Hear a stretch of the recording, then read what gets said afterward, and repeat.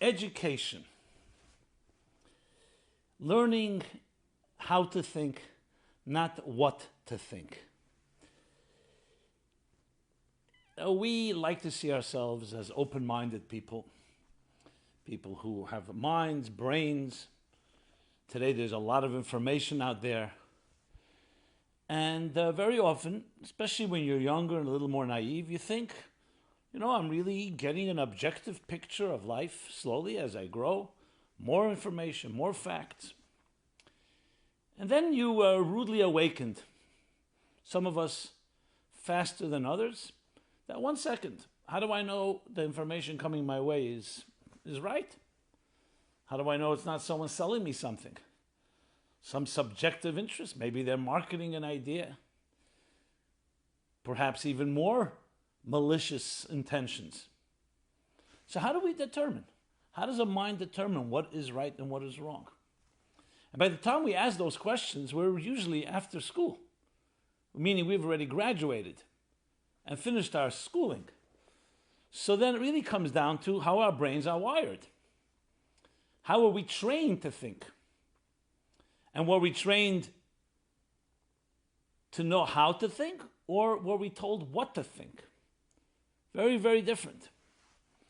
So let's talk about this in a blunt, candid, and open way. I'd like to just think about, try to remember your school years.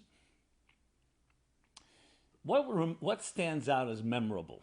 Do you remember something you learned that you would say, wow, that was revelatory, an epiphany, something new? Or are the usual memories ones about facts?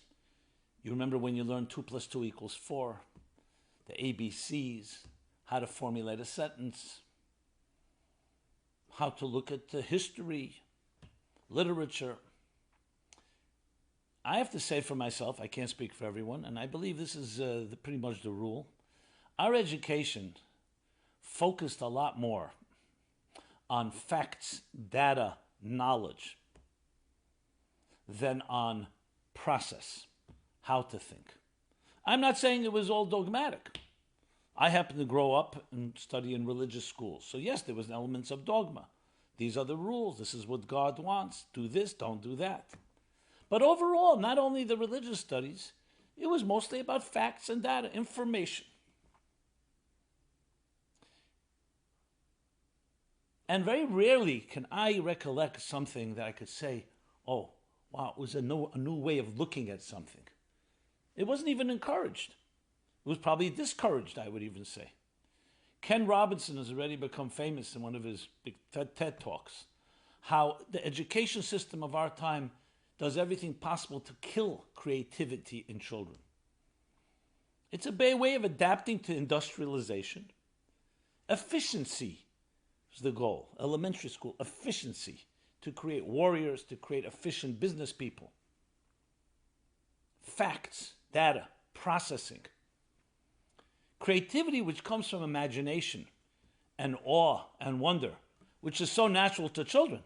You look at children, that's what they're doing all the time. That sense of abandon, free-spiritedness. That we are told that it can be dangerous, or we're told that's not acceptable. To a certain extent. But our focus has to be on efficient machines.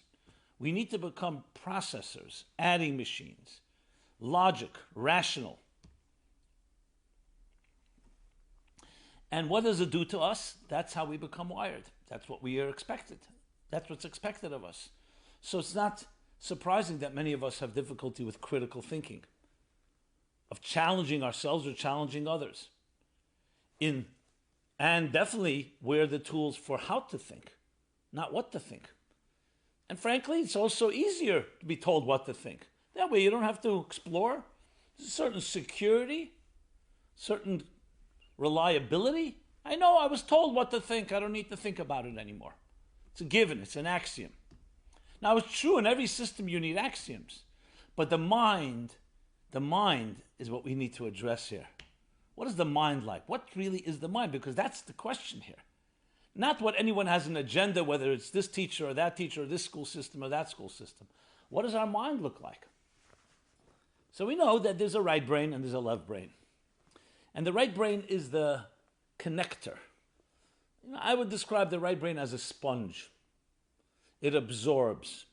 The right brain is the dreamer. It connects many different details. The left brain is the processor. It breaks things down, organization, structure.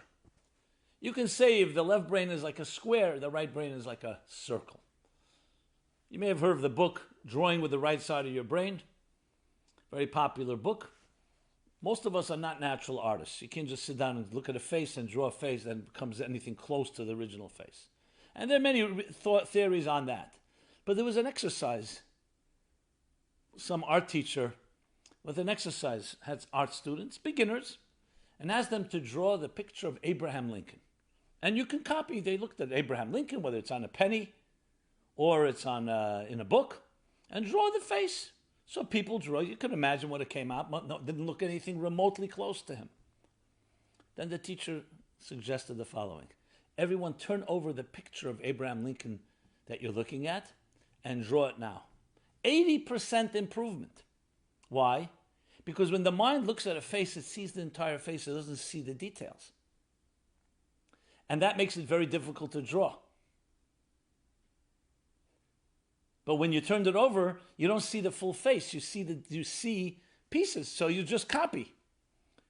So in an interesting way, details sometimes work well. But the true drawing, true art, of course, is that you capture the unified picture of something.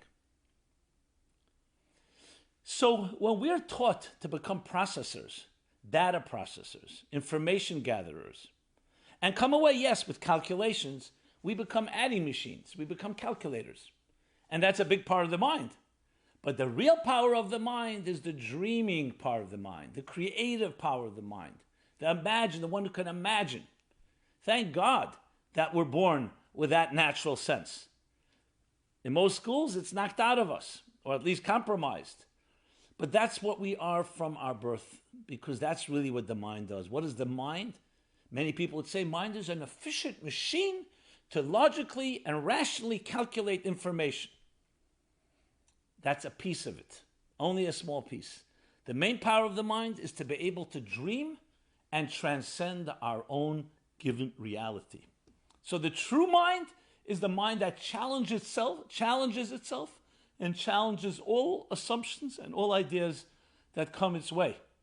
Not because something else is challenging the mind. That is the real nature of the mind, is an inquisitive, curious sponge that's absorbing and always looking to absorb new information. So the first rule in learning how to think and not what to think is that ideas are always growing.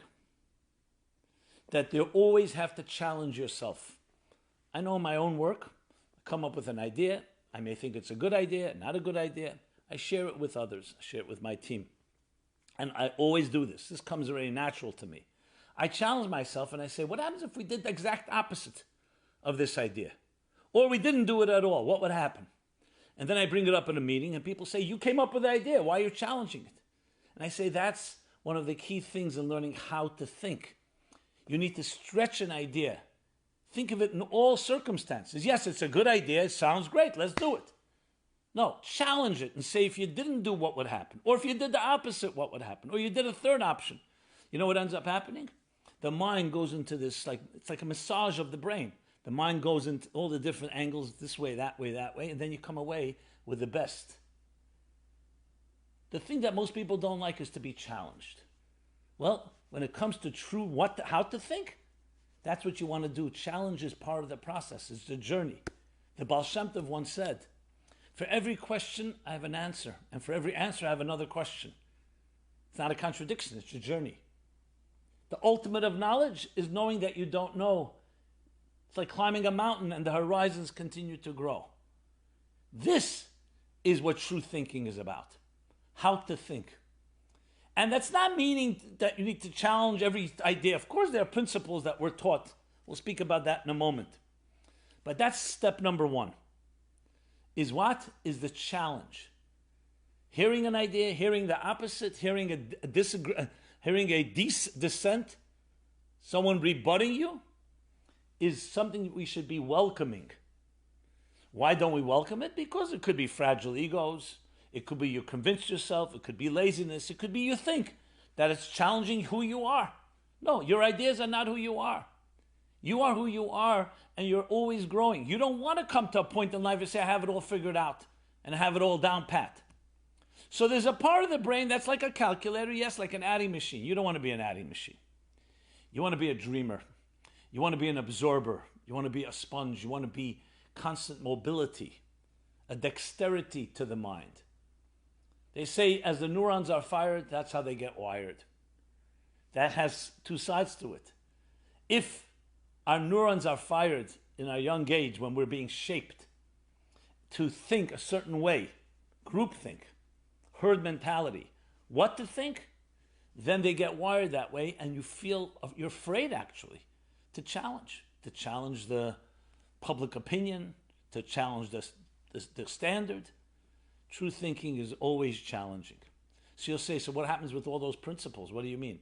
Our parents, our educators, they teach us principles, and they say these are absolute principles. So two things. Absolutely. Every idea has to have axioms, has to have givens. But number one, you're allowed to challenge that as well. What do you mean by challenge? In a healthy way, how did we come to that? And whatever the basis for it is. And secondly, like a good tree that grows, it needs to have deep roots. Those are the axioms. But it also then gives it the breadth. You have the confidence. When you know the axioms are in place, it gives you the confidence to explore and challenge any given answer, any given approach. The second point is we want to empower. Education is not about information, it's about empowerment. It's not about dictating that this is the fact, that's the fact. Yes, teach everything we've learned until now, but empower a person. So if you have a student or a child, think of it that personality is being developed in the education process. So education is actually shaping lives more than imparting information. You go to a computer, you can impart. You can go to Google and search for information. Shaping a life. So there's a question, before giving the answer, a good way is to say to the student or the child, or you could be adult to adult, what do you think? How would you solve this problem? What you're doing is, number one, helping them think critically and out of the box to solve. Number two, you're empowering them with confidence. That they're not only getting answers from you as the teacher or as the scholar, but you're listening from them and say, so what would you do in this situation? I'll share with you a memory. I was in 10th grade in high school. It was an English class. We had a teacher who, we were a lot of pranksters. We did a lot of stuff, a lot of trouble. And I remember the teacher, I was not exactly a great student, to be very frank. But I remember the teacher kept challenging me. He did an exercise. Everyone should describe two beautiful scenes. So I chose a sunset and water, the waves of the ocean washing up on the beach.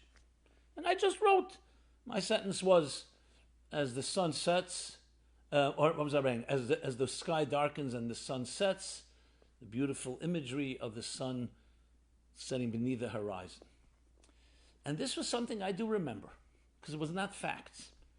The teacher said to me, and then by the beach I said, the bubbly waves washing up on the dry sand. Something like that.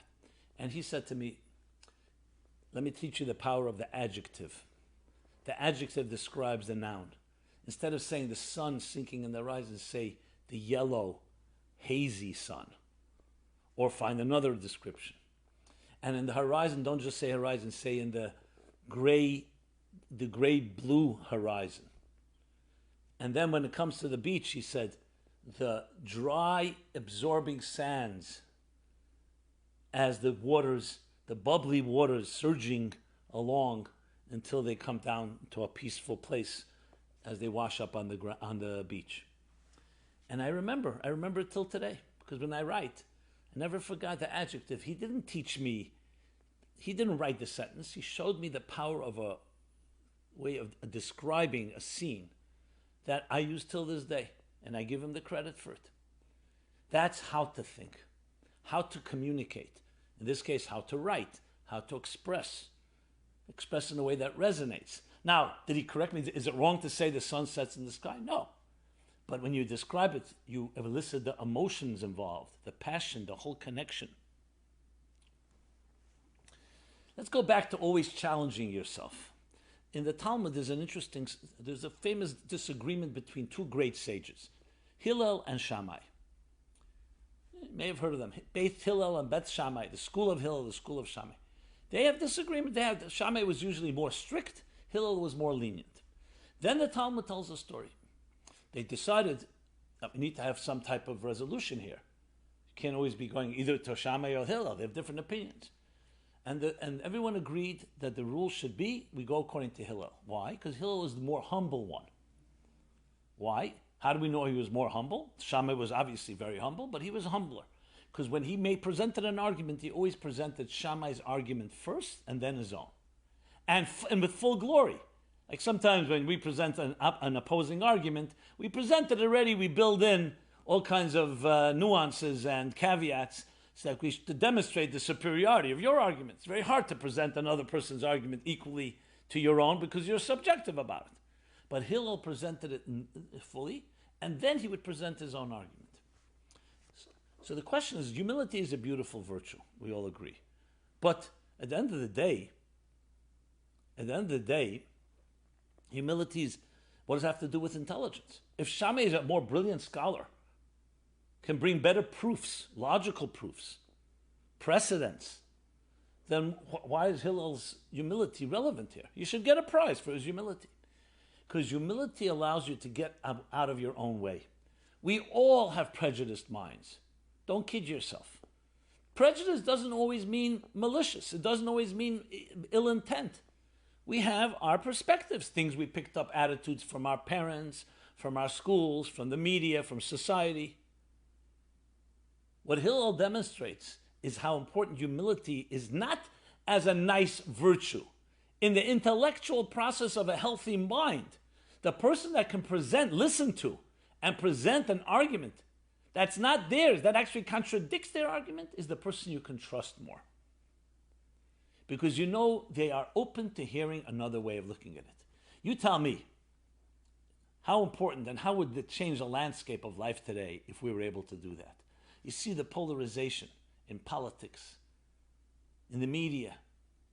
You can't even have a conversation. If you say something someone doesn't like, they right away say, they accuse you, they attack you personally. The whole hallmark of a mind is its dexterity. It's its ability to imagine different realities, even a reality that's beyond us. We dream, even of things that may be fantasy. But it's about going out of that comfort zone and the structures. That's where the true mind lies. In the mystical and Kabbalistic structure, in texts, they talk about the superconscious. That is invisible to us. But it's the driving force. How do you reach the superconscious where you open up channels of creativity and new ideas? Is by having that humility. Humility as in you're not, it's the first statement you make, I am not absolutely certain about anything. Yes, you will come more certain when you realize you're not that certain. Because it's not about you. You're getting your ego out of this way, your prejudices, your biases, and your preconceived notions. This is all about how to think. And as you can imagine, it's more than education. This is life itself. This itself is life itself is defined by this. How we interact. Everything lies in this. How you have relationships. How many relationships suffer because one person is simply inflexible, they can't even see another perspective. So it's a great exercise for you to be able to go over to someone you disagree with, especially someone you love and they love you. And instead of it being a silent disagree, agree to disagree, why don't you say to them, share with me your position. I'm going to repeat it and tell me if I'm saying it accurately. Am I capturing your point? You know how difficult that is to do? To share an opinion that you disagree with in a way that gives it with its full credence and credibility. But that's an exercise of true how to think. Because then your neurons and your mind expands. You become someone that is not just using your left technical brain, the mechanical brain, but you're using the right unifying connector Because at the end of the day, the more trapped we are, the less we connect things. It also allows us to challenge our preconceived notions. And we all have them. And they're sometimes we're most emotionally entrenched in a certain way, and it's difficult to break out. So I'm not suggesting all of this is easy. Let's talk about skepticism now. Skepticism seems to be consistent with what I'm saying, to be skeptical. But here is where the key difference is between healthy skepticism and unhealthy skepticism. Unhealthy skepticism is very easy to identify if you want to. Someone just using excuses to justify a position. No matter what you say, they're not changing anything. If they're really smart, they know how to cover their tracks, and they have an explanation for this, an explanation for that, and they digress, and there's all kinds of ways. You can't win a battle like that, especially with someone who has it's called mind games. Healthy skepticism means you look at everything, you challenge it, but you're open to hearing another opinion, and you're open to changing any position you may have had, or even better, you have not come to a position because you want to hear all the angles. Let's not kid ourselves. Emotions play a very big part in our intellectual process. We have emotional attraction to things. We have emotional biases. We have emotional attitudes. Some of them are very good, but they definitely don't allow your mind to explore other options because this has become the way you see things.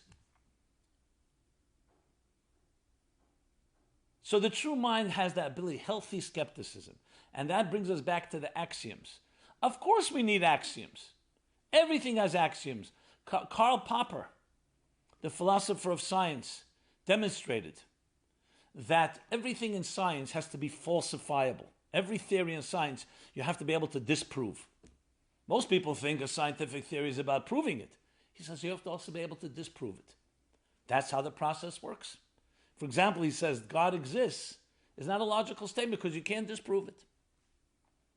Gödel, the great mathematician, showed that even mathematics, which was always seen as the absolute mechanical, in a good way, the absolute logical system, is also built on axioms that you cannot prove. My point that I'm saying is that there's nothing wrong with having axioms that are givens. Challenge them to find out why they became a given. Was it because people believed in God, or was it because through history certain givens? For example, the scientific theory itself, when you have several theories, science has accepted, and there's no rational proof. We always look for the simplest theory to explain something. Why? Maybe it's not the simplest. That's the way science, and there's a reason why, because the mind works that way. There's all kinds of different elements in that regard. But there's far more than just axioms. There's what are the results of these axioms? An axiom is a given. 2 plus 2 is 4, even though there's a mathematical geometrical proof for it. But most of us don't have to go through the whole proof. 2 plus 2 equals 4. Based on that, we have other, like we learn in geometry, theorems, postulates. I don't know how geometry today is taught, but that's what was taught in my day. So there are givens. That is not a contradiction, because the givens too, you can explore how they became a given, and most importantly, you can explore how it develops and its implications. And there, the implications are always challengeable. So you'll say, if that's the case, you know what? You can live a whole life constantly in ambiguity because nothing is certain. No, that's not the case. This humility, this open-mindedness, this ability to challenge, all the elements I spoke about, help you develop an approach that is not shaped by the herd, that's not shaped by someone else's opinions. It's a combination. This means you listen to everyone, but you don't accept everything just because someone said so. And you come away with a Weltanschauung, with a perspective that's a far healthier one. I wish that education, our education, my education, was such that had that element. Because when I see it today, the way I look at it now, this is a fun experience. If you tell children, you give them an idea, and you tell them to be creative, and you elicit their creativity, you cultivate it, instead of trying to suppress it, that would be a fun thing. Education wouldn't be education. I'm going to school to learn. I think that whole process of learning, information, facts, sometimes you're interested, sometimes you're not. Some students are just very good students. They just love to gather information. They are good students. They make the effort and so on. But everybody has a creativity. Engaging that part of our mind, the imagination, the connector, the one that doesn't just look at, okay, give me the facts, can transform how we teach ourselves, how we teach our children, how we teach our students. That's what we should be looking for, that education equals fun. What do you mean by fun? No, there's of course a discipline necessary, but it's fun because it's engaging all of you. It becomes an exercise of development, of growth. That's the true nature of education. And that does not end after school. It's our entire lifetimes. It's the journey of exploration, of spontaneity, of meeting new people and fresh ideas that may challenge some of your long-standing opinions, but only end up enriching them when you allow them in. It also brings you to a much more confident place, that you don't have to just be in your little box to feel secure and hang around with people that agree with you. There's nothing wrong with having a conversation with someone that disagrees with you, as long as we don't personalize it, and as long as it's not agenda-driven, because that, of course, is, some people, I deal with this all the time. People say to me, "You're so stuck in your way." And then I say, okay, tell me another perspective. Then I see they're selling me something. They're not looking for openness, because when I say to them, are you open to hear another perspective? They say, if you heard our perspective, you would forever understand why we're not open to hear another perspective. Rest assured when you hear that, where that's coming from. But you always have to have an open mind, because you never know. Many people have very strong opinions, and they simply are, because they're ignorant. They never heard another perspective. Can we expect from each other the ability to allow our souls to shine through our minds? Which means a mind that's not an end in itself, that's not just about gathering information and fact, like they say, people who know more and more about less and less. Or today, illiterate people know how to read. People who know the price of everything but the value of nothing. I can go on with the cliches, but to really come to a point where your mind is an expression of your soul, the love of your soul, the love of information, of truth, looking for the truth, as close as we can get to it. And truth means that you are ready to surrender, and you're ready to suspend all your existing structures and comfort zones and security blankets to hear a greater and higher truth. Everyone be blessed, stay well, and we continue this journey every Sunday at 3 p.m. Eastern Standard Time. Thank you so much.